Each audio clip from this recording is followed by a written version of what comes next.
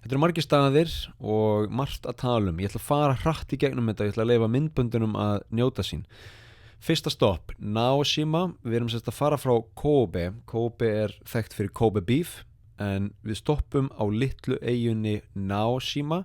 Shima þýðir eyja á japansku, og þetta er eyja í miðju Seto Inland Sea, Seto Naikai, það er að segja innhafi Seto. Þetta er svolítið eins og japanskt miðjarðarhaf. Þegar maður sér náttúruna þarna er allt aðeins þurrara heldur en annars staðar í Japan. Eyjan Naoshima er þekkt fyrir söfn og list og listaverk, en fyrir mína parta er náttúran miklu fallegri. Þú veist, strendurnar, sjórinn, fjöllin, skóarnir og þessi ferð okkar á skipinu snýr aðalega, eða þessi heimsókn til Naoshima snýr aðalega að listinni, en fyrir mína parta þá er náttúran miklu skemmtilegri.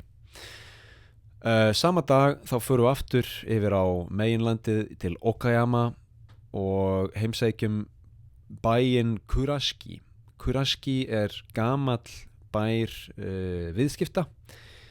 Það er svona bær þar sem mikil viðskipti fóru fram, og þar eru margar gamlar verslanir og ótrúlega flott stræti með svona síki, flottu síki. Þetta er bara mjög skemmtilegt svæði, skemmtilegt að labba Kurashiki, kaupa einhverja antík muni, einhverja gamla muni, kaupa hefðbundin mat. Þið veitir, þetta er bara, skemmtilegt svæði. Þannig að fyrsti dagurinn var mjög, mjög skemmtilegur. Annan daginn þá fórum við yfir til Takamatsu. Takamatsu er á eyjunni Shikoku, sem er minnsta eyjan af 4 stóru megin eyjum Japans.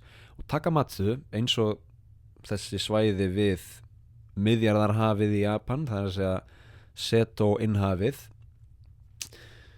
eru eins og miðjarðarhafið. Takamatsu býr til ólífur og ólífuolíu. Ímyndið ykkur það, japansk ólífa, japansk ólífuolía.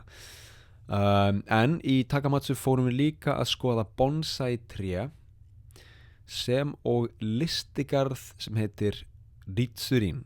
Bonsai trén, þá fórum við og skoðuðum eitthvað bonsai rækt, og bonsai tré eru í raun bara lítil furutré eða grenitré, já furutré líklega, sem eru klift, þú veist, og svona snirt svolítið vel, og það tekur mörg ár, 10, 20, 30, 50, allt upp í 100, 200 ár fyrir bonsai tré að ná fullum þroska.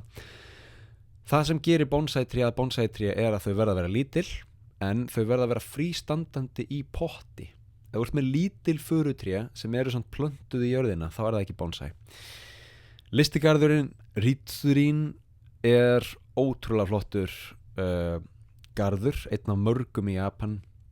Flott náttúra, rosalega flott tjörn, og sérstaklega í svona kvöldsólinni er mjög fallegt að sjá litina í garðinum.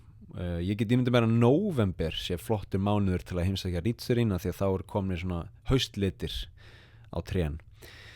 Eitt sem ber að taka fram, bæði fyrir ykkur kæru áhorfendur og líka fyrir fólkið sem er hér að heimsækja Japan. Fólk fattar ekki hvað Japan er heitt á sumrin, og sumar það er júni, júli, ágúst, september, jafnvel október.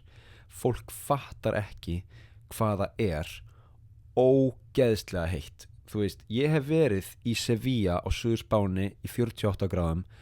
Þetta er heitara. Þetta er ekki nema kannski 31, 2, 3 gráður, en það er 50, 60, 70% raki, sem þýðir að bara það að vera á lífi, hvað þá að standa, hvað þá að labba, hvað þá að klifra upp stiga, bara það að vera á lífi er eins og að vera í sánu, og þú ert að svitna. Þetta er 2 til 3 sturtur á dag. Þú veist, ég hlakkaði til að koma til Japan af því að íslenska sumrið var ekki nógu gott, skilurðu, og ég vildi fá auka sól. Ekki lengur.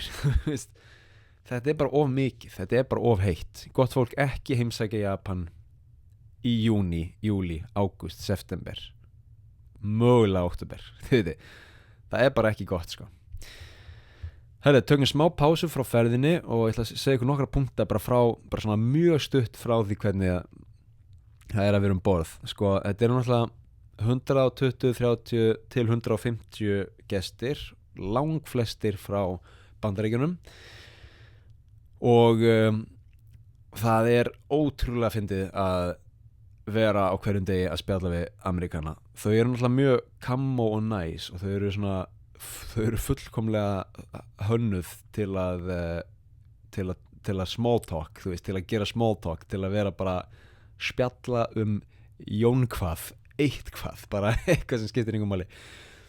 Einhver gestur var alltaf að kalla mig Scott, bara við erum alltaf með svona nafnspjöld og ég náttúrulega heiti Stefán, á ensku er það Stefan, stundum verður það Steven, stundum verður það Steve, stundum verður það Scott. Ég fekk líka Sven í síðustu ferð. Hey Sven og hey Scott, could you tell me a little bit about your life, Scott? Einn gaur sem var ungur, bara 25 ára eða eitthvað og var eitthvað svona nýbyrjar að vinna í fasteignum, drullu nettu gaur, var svona slá sig og ég sagði, já, ég er frá Íslandi. Oh, amazing. Og svo spurði hann eitthvað, og því ég fór að segja ég var í leikari og spurði hann, is theater big in Canada? Og kærastan hans var eitthvað, what? Is theater big in Canada? Iceland is in Canada, right? Og kærastan eftir bara eitthvað, what are you talking about? Hvað er það að tala um? Ísland er ekki Kanada. Og hann kom upp sig, hann vissi ekki hvar Ísland var, hann hélt að Ísland væri bara einhver eyja í Kanada eða eitthvað og hann var svo skömmustulegu greið eftir þetta. Hann náði sér ekki strik eftir þetta.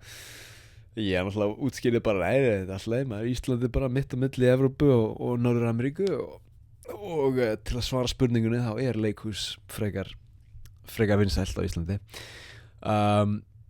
Annar punktur hérna, Japan er land reglna og margar reglur eru strangar. Sumar reglur eru svona bara ekkert strangar, þú veist. Nú vinn ég sem leiðsögumar á Íslandi og það er algjört no-no að standa upp í rútu. Ef þú stendur upp í rútu og rútan keyrir út af, you're dead. Þá ertu bara dauður, þá ertu bara farinn. Þannig að það er alveg stranglega bannað að standa upp í rútu, sérstaklega fyrir farþega en líka fyrir gæta, fyrir leiðsögumenn. Í Japan þá er bara allt í lagi fyrir leiðsögumann að vera ekki í belti og vera bara standandi, vera að dreifa hinu og þessu rútuna meðan, þú veist. Þetta finnst mér skrítið og það að vera með belti er ekki jafn vinsælt í Japan eins og það er á Íslandi. Þannig að þetta er svona gætarnir hér, leiðsögumennir hér, þau eru bara standandi í rútunni, mér finnst það skrítið. Allir með grímu en samt ekki bílbelti. En svo er náttúrulega margt öðruvísi líka milli Japans og Íslands.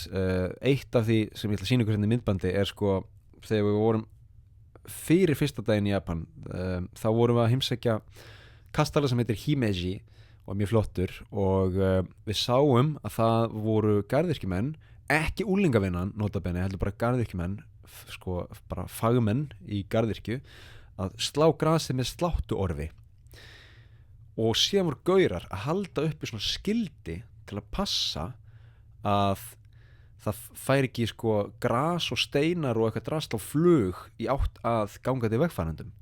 Getið ímyndað ykkur þetta á Íslandi? Ef að úlingavinnan væri bara eða bara garðyrkjufólk væri bara það sko einhvern veginn meðvitað gangandi vegfarendur og þau væru að setja upp skildi, skilur þetta sérðu bara í Japan. Herðu, aftur að siglingunni Japan.